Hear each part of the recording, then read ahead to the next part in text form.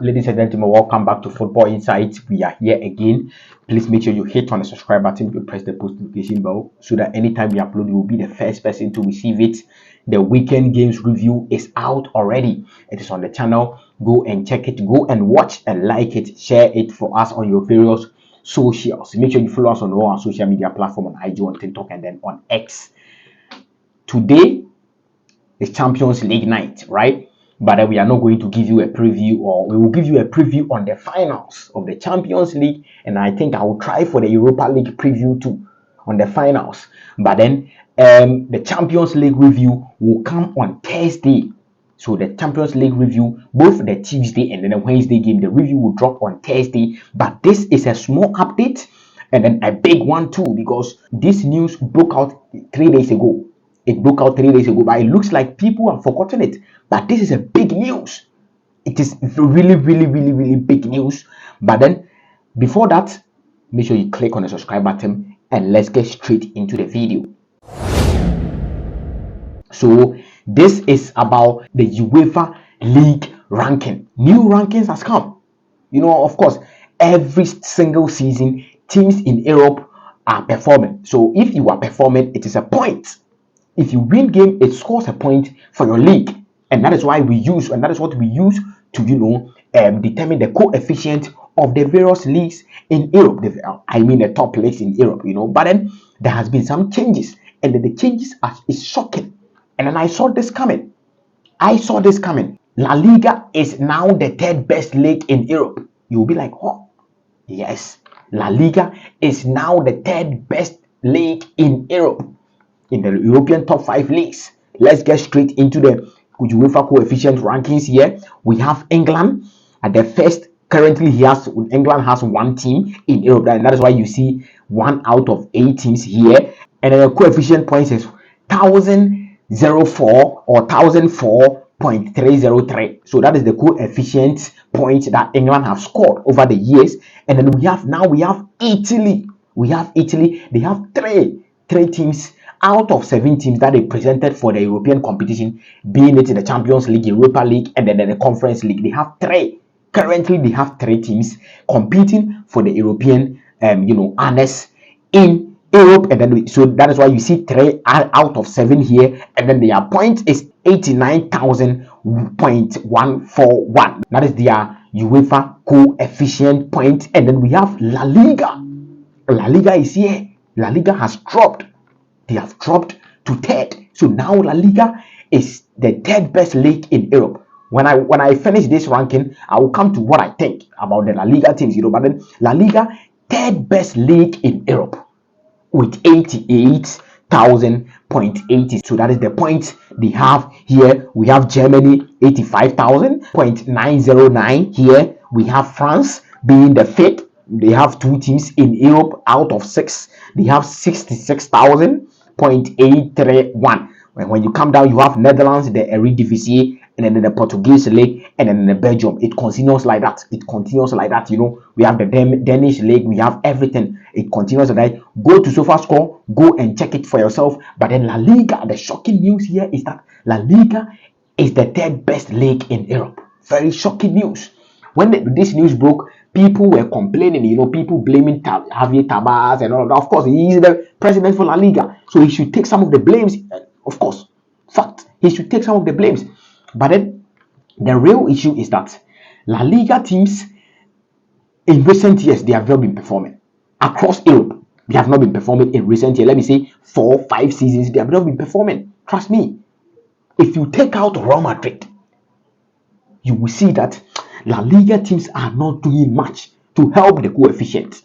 They are not doing much to maintain their spot as the 2nd best league in Europe. They are not doing much aside Real Madrid. Because when you see when Real Madrid moves to the Champions League, it is either semi-final, final, or they are taking it. Their least is quarter-final in recent years.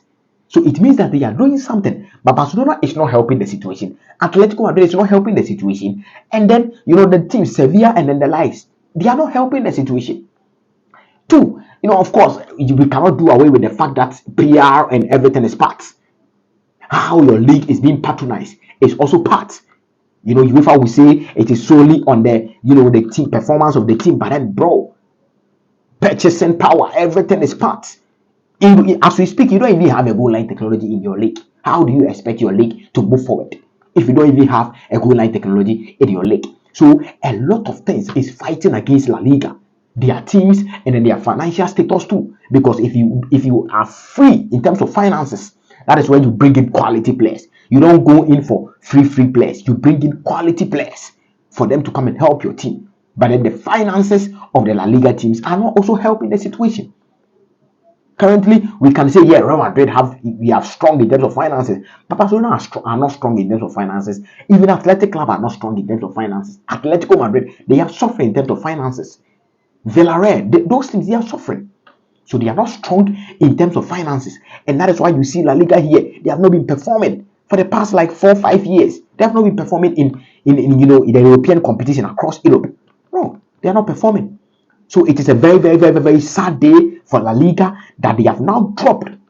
Their position has been taken over by the Italian teams. And then big ups to the Italian teams, to big ups to the Serie A, big ups to the Italian teams. Italian teams are supposed to be at the top there. This is their place. Because they have AC Milan, they have Napoli, they have Inter Milan, they have Juventus, they have AS Roma. So they have equally big teams out there in Europe and then in Italy. So they being at second, I am not surprised because I feel this is their rightful place. That is where I feel this is their rightful place. So for the coefficient, of course, England, we are good. England, we are always going to be good, because 1,004 points is not easy. So always we are going to be good, always, because the second one is having 89,000, and then of course 89,000 and then 1,004. You see the difference. We are good. We are good.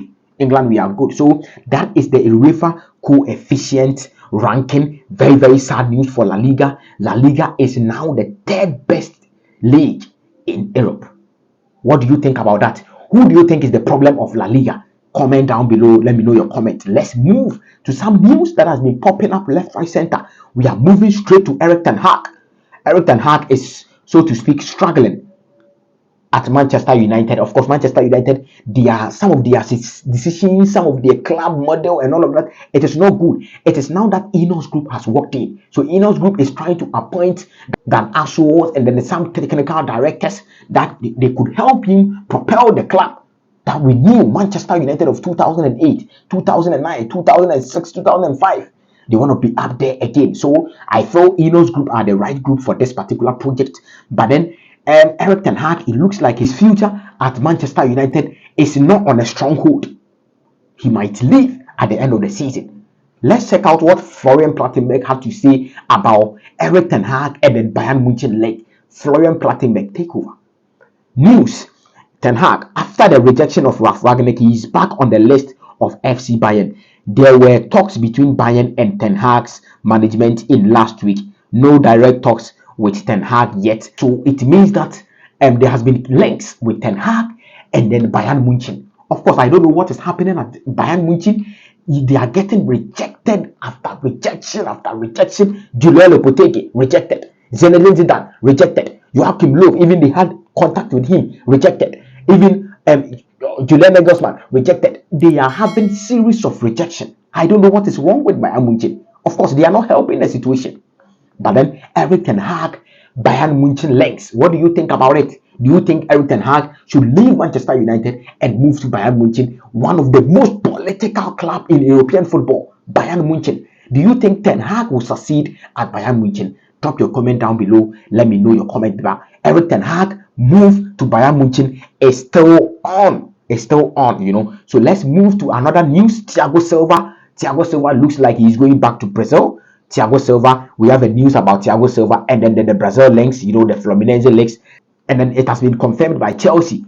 Let's go. Official. Chelsea have confirmed Thiago Silva that has signed a 2-year deal or a 2-year contract with Brazilian club Fluminense. He will be allowed to train with Fluminense prior to his registration and transferring on July 1st. So this came from Chelsea official, from Chelsea, that Thiago Silva will be moving from Chelsea to Fluminense.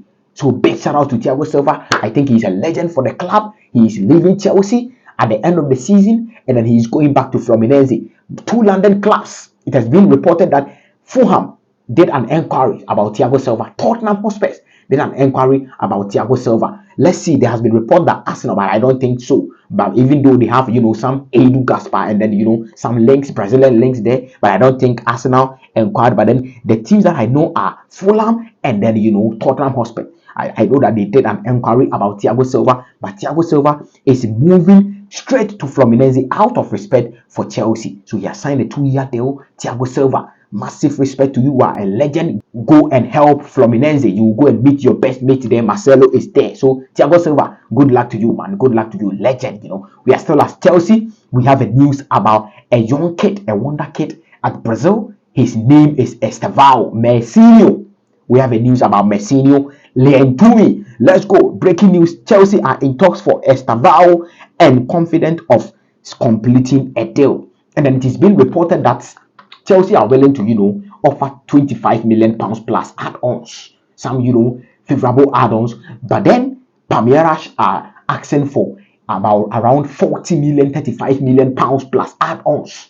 So let's see what happens. But Estevao is being wanted by Chelsea, Barcelona, even Bayern Munich. So these teams are all chasing Messinho, Estevao, a young kid of Palmeiras in Brazil Serie A, or the Brazilian Serie A. Let's see what happens. But I'm confident Chelsea might be able to sign Estevao. I will not say anything about the Estevao deal. Let's see what happens. Let him come first. When he comes, we'll see what happens. So ladies and gentlemen, there is a small update that we have for you. Champions League is coming. The review will come out on Thursday. So make sure you click on the subscribe button. You hit the post notification bell. Follow us on all our social media platforms. This is Football Insights. My name is Kobo. Thank you so much for your time. I will see you in the next video. Peace.